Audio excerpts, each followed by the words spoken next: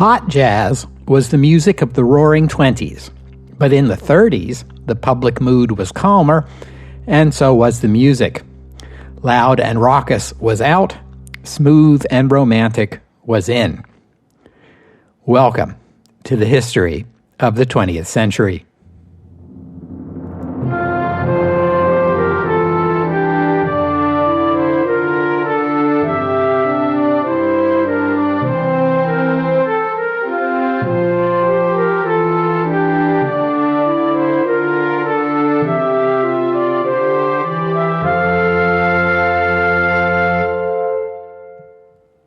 Episode 312, It Don't Mean a Thing. Today, I want to talk about popular music. This is a topic that has come up many times on the podcast, and we've seen how new technologies introduced in the 20th century changed popular music. In the late 19th century, new songs were distributed through the medium of sheet music. Then came phonograph records, then came radio. We also talked about sound quality in phonograph records. The first machines recorded the sound mechanically. When the singers and musicians performed, the sound of their performance vibrated a diaphragm connected to a stylus that wrote the song onto a cylinder, later a disc. This mechanical recording system had a poor frequency response, which is the reason why old recordings from this period have that distinctive tinny sound you can still recognize today, like this.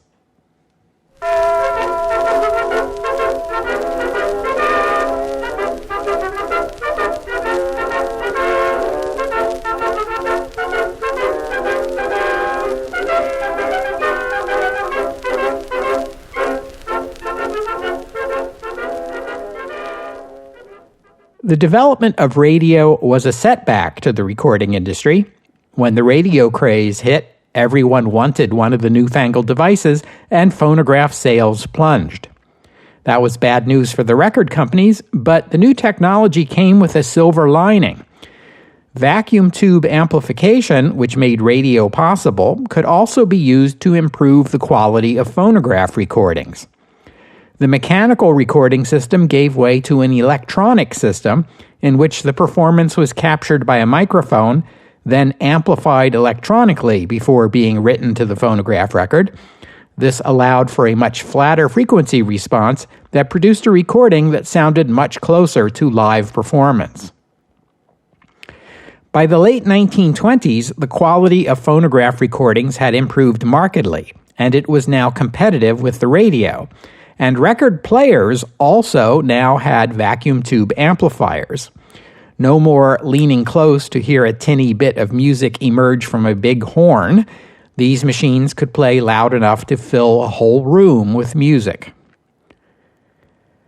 These improvements not only produced better sound quality, they changed the style of musical performance. When making one of these early mechanical records, the musicians had to play and the singers had to sing as loud as possible to keep that stylus wiggling as it recorded the song. This is one of the reasons that the hot jazz sound of the era was a good fit for records, since those musicians were playing as loud as they possibly could anyway. The introduction of electronic amplification changed everything.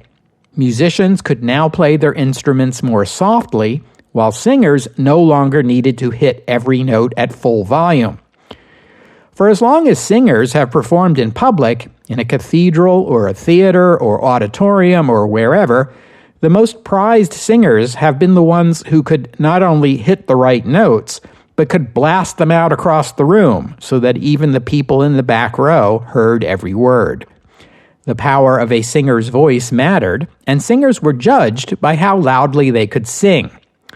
Singers, men and women both, tended to be large people because they needed the muscles and the lung capacity to deliver the sound. By the late 20s, this was no longer the case. With electronic amplification, all a singer had to do was get up close to the microphone. Singers could perform in a softer, more personal style. Rather than singing at you, these performers were singing to you. in a less formal and, dare I say it, more intimate fashion. This new type of singer was dubbed a crooner, a half-affectionate, half-pejorative term. Crooning is commonly associated with male singers, although arguably the first singer to adopt the style was a woman. She was born Lenore van der Leeth, but sang under the stage name Vaughan de Leeth. She first began singing on radio for Lee DeForest all the way back in 1920, and in some versions of the story, she was warned that her accustomed style of singing, in a loud soprano register, might break the vacuum tubes in the radio equipment. So she went in the other direction and sang in a soft contralto, and crooning was born. de Leeth was a popular radio and recording artist in the 20s. One of her biggest hits was a 1927 recording of Are You Lonesome Tonight, a song better known today for Elvis Presley's version. She was known for a time as the First Lady of Radio, but her career faded in the 30s.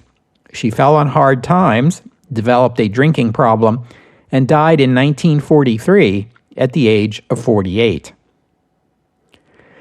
Singer Gene Austin was another early crooner, best known for his 1925 hit Yes Sir, That's My Baby, followed by 1926's Bye Bye Blackbird, and his most successful record, 1927's My Blue Heaven, which became the best-selling record of all time until, well, let me get back to you on that. But the singer who really put crooning on the map was a slender saxophonist from Vermont who fronted a band called Rudy Vallée and the Connecticut Yankees. It wasn't long before he gave up the saxophone for singing in his thin tenor voice. This and his boyish good looks made the older generation wrinkle their noses and young women swoon.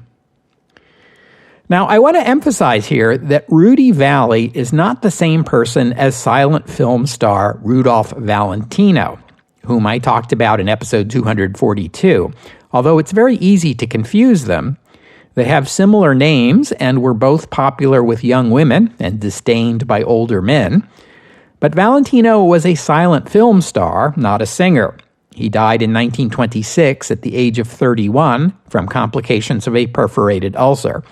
This was just about the time Rudy Vallée's career was getting started, though no doubt the similarity in names helped him gain public attention. Rudy Vallée would begin releasing records in 1928.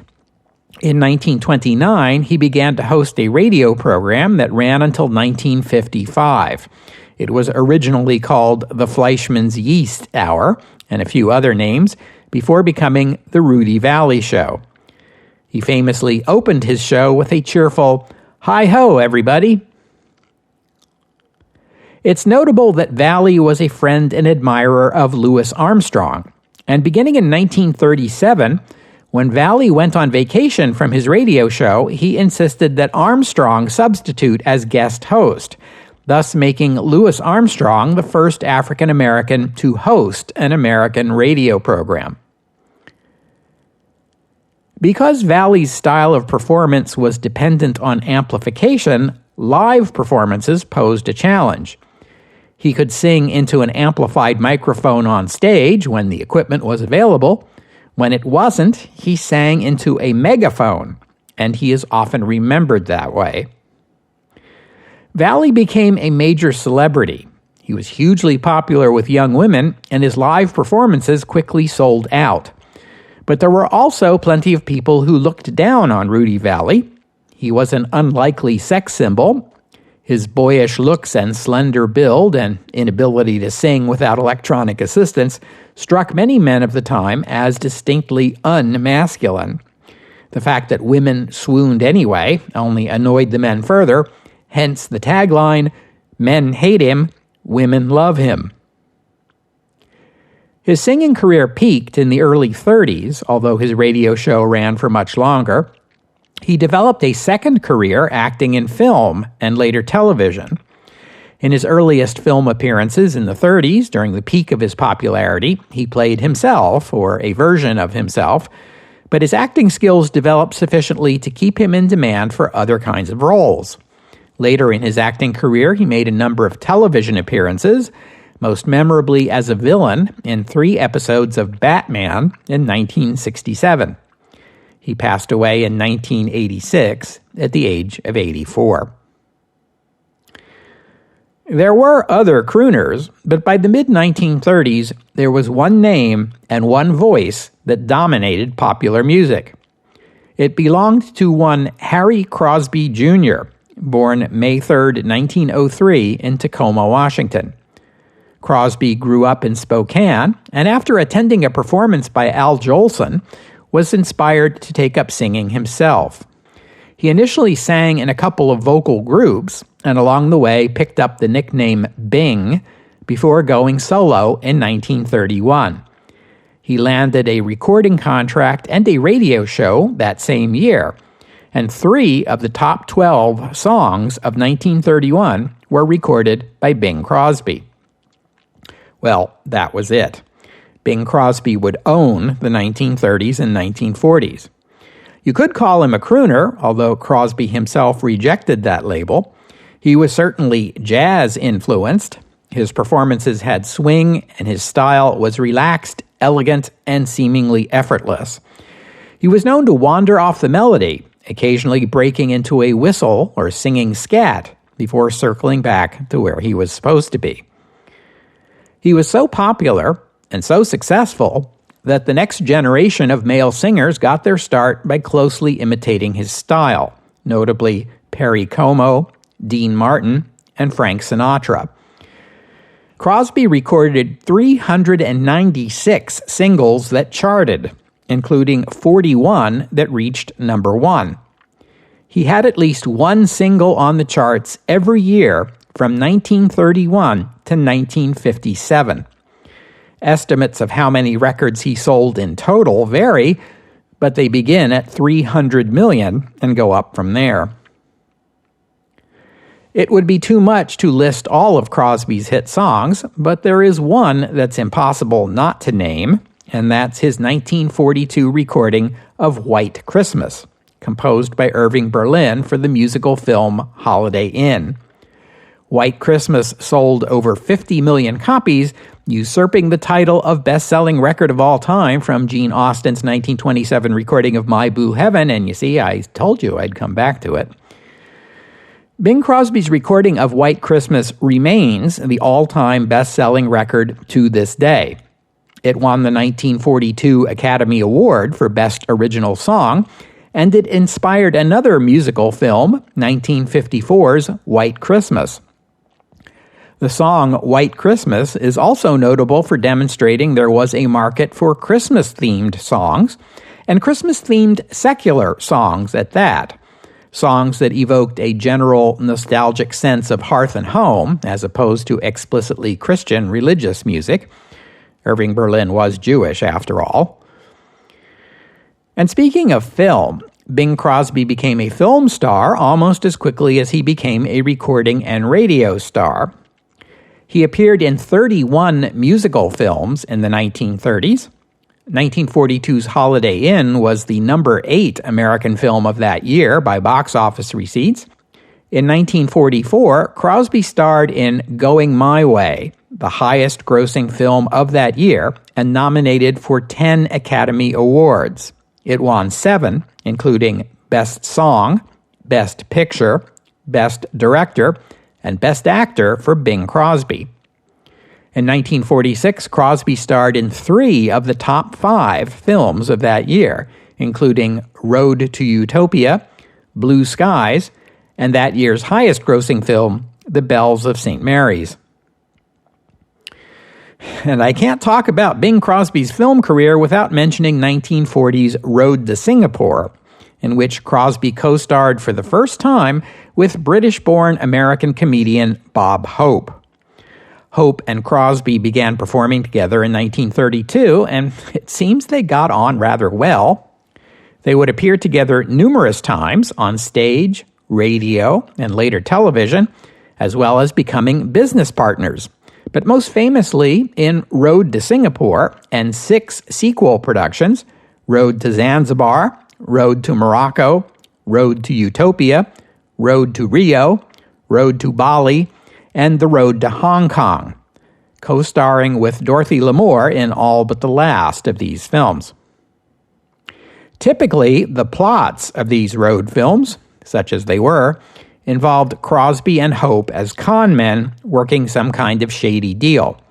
They would meet Dorothy Lamour's character, and their relationship would become strained as both men fell for her and competed for her affection. Crosby would sing, Hope would make wisecracks, often at his own expense, and Crosby would usually get the girl, although not always. There was a certain Bugs Bunny Daffy Duck vibe in the Crosby-Hope relationship. Hope would sometimes address the theater audience directly, perhaps to suggest that he deserved an Academy Award for his performance in that very film. Not that he ever got one. On one memorable occasion in Road to Bali, as Crosby was gearing up to do a number, Hope advised the audience, "He's gonna sing, folks. Now's the time to go out and get the popcorn."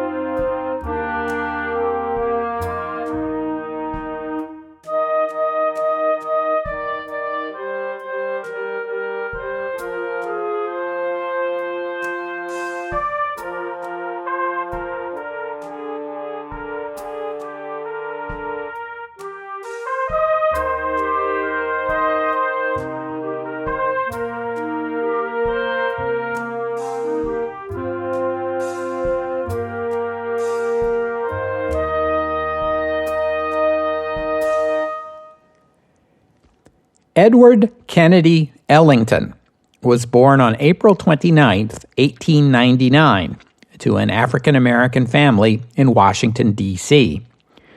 Both his parents played the piano, and they made sure their son did, too. His mother taught him good manners and dapper dress.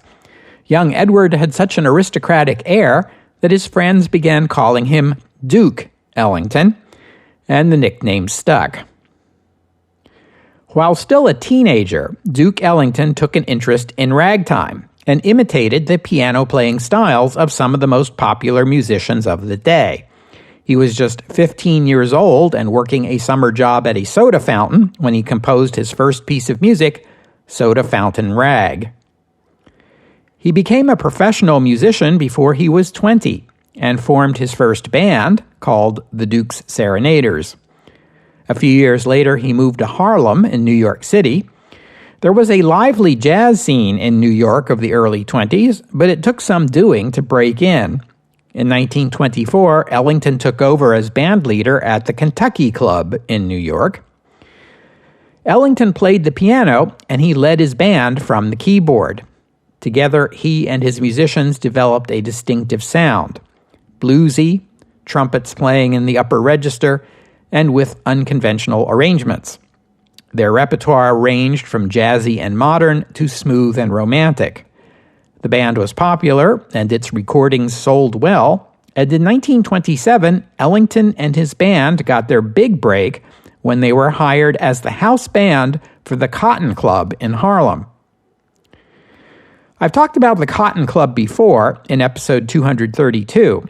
The entertainers and servers were all black, while the clientele were all white, representing the wealthy elite of New York society.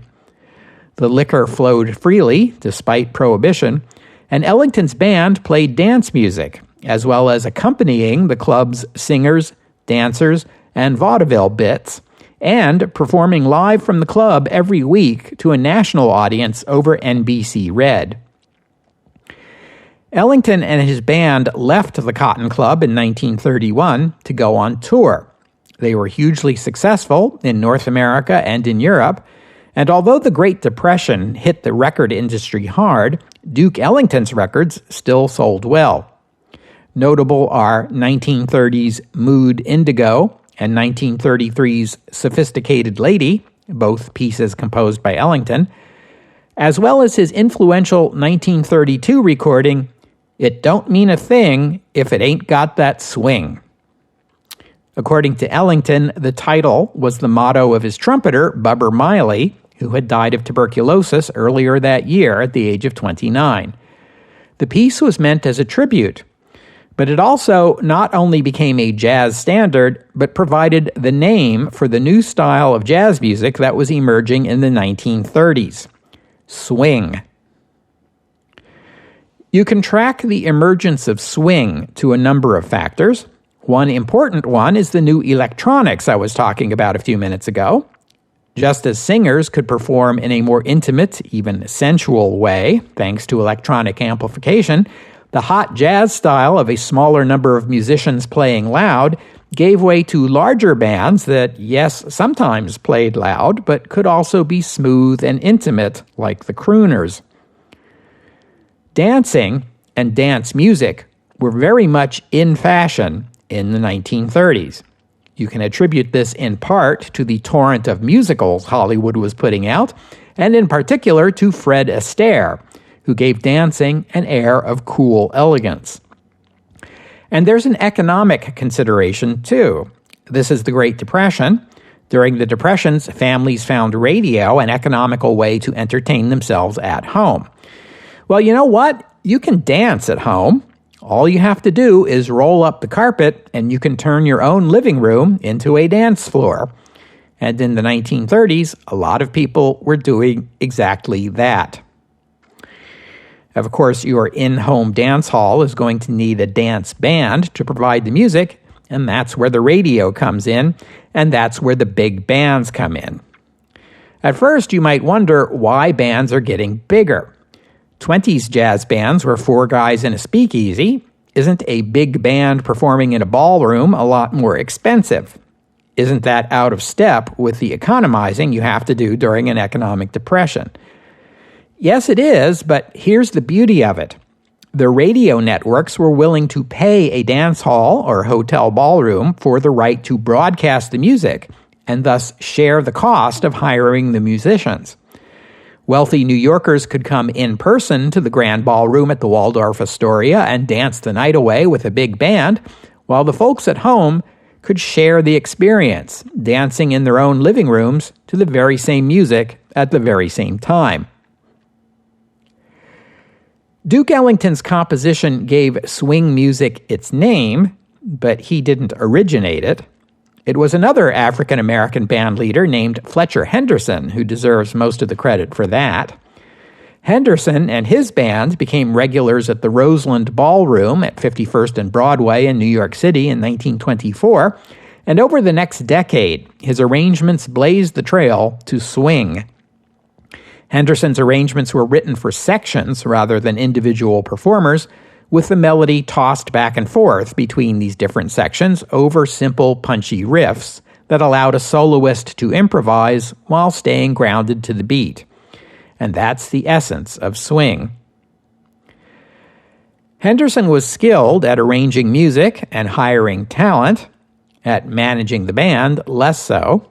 They released numerous recordings, and at their peak, the band was considered one of the best in the business, but Henderson was never able to capitalize on its success, and things began to fall apart when the Great Depression hit. At that same time, a jazz clarinetist was attracting attention in New York. He was a 20-something Jewish American from Chicago, the son of immigrants from the Russian Empire, named Benjamin Goodman, but better known to music lovers as Benny Goodman. Goodman played for radio and made records as a clarinetist alongside other future band leaders such as Tommy Dorsey and Glenn Miller. In 1934, impresario Billy Rose invited Goodman to play at his newly opened Billy Rose Music Hall. Goodman formed a band, the Benny Goodman Orchestra, to perform at the venue. They made a record of Moonglow, which became a hit. Goodman and his orchestra were then invited to be part of the NBC radio program Let's Dance. When Fletcher Henderson's band broke up, Goodman hired Henderson to write arrangements for his band. The radio show led to a national tour in 1935, and here is the moment when swing really took off. Benny Goodman would acquire the title The King of Swing for his role in popularizing the new sound, but a number of other band leaders would pick up on swing and become just as celebrated, including Tommy Dorsey, his brother Jimmy Dorsey, Glenn Miller, Harry James, Woody Herman, and Artie Shaw, to name just a few. The rise of swing was remarkable, and equally remarkable was that it was not the musicians or the singers who were becoming national names. It was the band leaders. Music lovers of the time likely could name more singers, musicians, and band leaders off the tops of their heads than at any time before, which we can credit to phonograph records and the radio making more music available to more people than had ever been possible before. Many big band recordings of this era became beloved classics. Just to name a few, you have Blue Skies and Sing, Sing, Sing, recorded by Benny Goodman's band. You have Glenn Miller's recordings of Pennsylvania 6-5000, Chattanooga Choo Choo, and In the Mood. Songwriter Cole Porter wrote a number called Begin the Begin for a 1935 stage musical called Jubilee. The show was not a success, and the song remained obscure until Artie Shaw recorded a swing version of it 2 years later that became famous. Big bands playing swing music dominated American popular culture for the next decade. But the rest of the world was less enthusiastic. Swing was reasonably popular in France, but when it aired on the BBC, it drew letters of complaint. Fascist Italy and Nazi Germany banned swing music altogether, decrying it as a Jewish plot to corrupt their youth. It was through swing that jazz became fully part of American popular culture, but it's notable that it was white band leaders who brought swing into the mainstream. The swing craze did not do much for the fortunes of African American musicians, except for the ones hired by Benny Goodman. By the way, Goodman and some of his white band members sometimes performed along with members of Fletcher Henderson's band, making these perhaps the first occasion in American history when white and black musicians shared a stage. And Goodman's band eventually became the first racially integrated music group, with black musicians paid the same rates as their white colleagues. African-American band leaders like Cab Calloway and Count Basie, and of course Duke Ellington, made a living for themselves and their bands. Their audiences were mostly African-American, along with a certain subset of white music lovers who thought the mainstream bands were offering a dumbed-down version of the real thing. Even Artie Shaw, one of the biggest names in big bands, admitted, and I quote, "These men weren't musicians, they pervade music. They're not creators, they're simply purveyors." Now let's take Duke Ellington. It's a rare talent that can maintain that organization's creative qualities. Count Basie's music was perhaps more blues than swing. Duke Ellington refused to label his band's music as swing or even as jazz. To him, it was the music of Duke Ellington, period. Privately, though, Ellington is quoted as saying, "Jazz is music, swing is business." Duke Ellington entered into a long and fruitful creative partnership with composer Billy Strayhorn, beginning in 1939. Strayhorn was born in Dayton, Ohio, and grew up in Pittsburgh. His first interest was classical music, but at that time, this was a field closed to African Americans.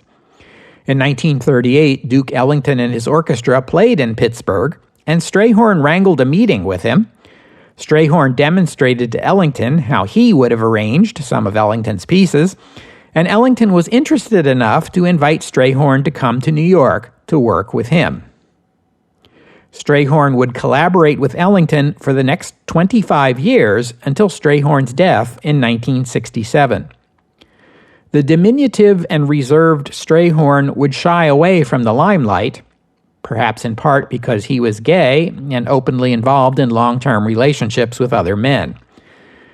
This worked to his disadvantage as Ellington got most of the credit for their collaborations, although Ellington himself freely acknowledged his debt to Strayhorn, calling him my right arm, and declaring, "Strayhorn does a lot of the work, but I get to take the bows." In 1959, Ellington and Strayhorn would collaborate on the score to the film Anatomy of a Murder, produced and directed by Otto Preminger, and it would be the first American film to be scored by African-American musicians. But the most famous collaboration between Strayhorn and Ellington was their very first. When Strayhorn traveled from Pittsburgh to New York to take up his new job with Ellington, Ellington had written out directions for him on how to get from Penn Station up to Harlem. Strayhorn took the first line of those instructions, "Take the A train," and composed a song around it. "Take the A Train" would become Duke Ellington's signature song, and not just a jazz standard, but the jazz standard, probably the best known and most often performed piece of jazz music. I can't play it for you because it's under copyright, but the song was included in the 1943 musical film Reveille with Beverly, and I will post the clip of that song from YouTube on the podcast website. I encourage you to take a few minutes to watch it. The film version shows Duke Ellington and his orchestra performing the song on a train, although, of course, the A train referred to in the title is a subway line. Well, it's getting close to time to wrap this up, but before I go, I want to talk about one woman singer who was a major influence of this time, an African-American born Eleanora Fagan in Philadelphia, who began singing as a teenager under the stage name Billie Holiday. Her innovative jazz vocal style changed popular music. She sang for Count Basie and later for Artie Shaw, putting her in the unique position of a black singer fronting for an all-white band. She eventually left in frustration in 1938, complaining of how on tour she was never allowed to eat in the same restaurants or ride the same elevators as her white bandmates. Holiday was already making waves as a recording artist when, in 1939, she recorded Strange Fruit, a song composed by a Jewish American high school teacher in New York City.